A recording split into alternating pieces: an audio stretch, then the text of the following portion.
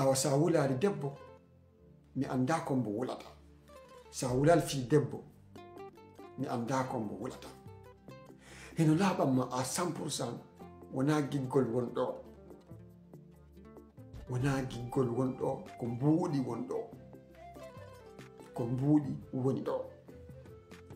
Ko ɗum ɗo wolli sa faala ɗaɓɓo mbuuɗi, sa faala accuɗo. Wayi hande rewɓe ɓe haajaka sika handicapéjo, ɓe haajaka sika a leelajo, ɓe haajaka sika a fewtuɗo. An maruto mbuuɗi, sa mari mbuuɗi ko kamɓe arta expose ma ko réseau sociaux ji hara hiɓe weltodi e mum. Awa enen noon jeune ɓe alaɓe, enen jeune ɓe alaɓe ɓurte wakkilagol. Wallahi sen wakkilaki en watta ko faalaɗen kon, en yahata ko faalaɗen ɗon, en jombatamo faalaɗen ɗon. Hara kadi hay ko fammiji men e respectaka. Hande sayi men ko ɗum fewndi. Ɓeɗon rewɓe ko goɗɗum ɓe jokki, ko ɓuri kon non koy ɓe ente min ko ni kono ko fenaɗo, ko ɓuri kon hande sayi on kon ɗo fewndi. Voilà, ɓe noon ɓe haajaka siko a leelajo, ɓe haajaka sika handicapéjo, ɓe haajaka sika safi ɓe haajaka ko a sika ɗin piɗi ɗon fof o yaafoti terme ɗi.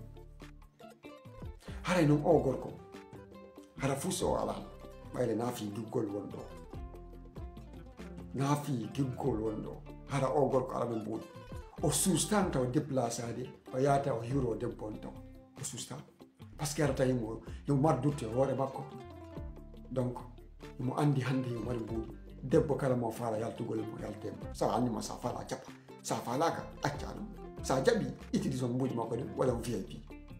Hara ene rewɓe watte ɓurte wakkilagol, langani ɗe wakkiligoy kono ɓurte wakkilagol. Wallahi hande sa min ko fewni ɗo sa ala mbuuɗi tine rien. Wana jottino ala sabato almin fe sulu ko yamde ko base sulu ko sintira la fata lawol Allah barke bon fuuta.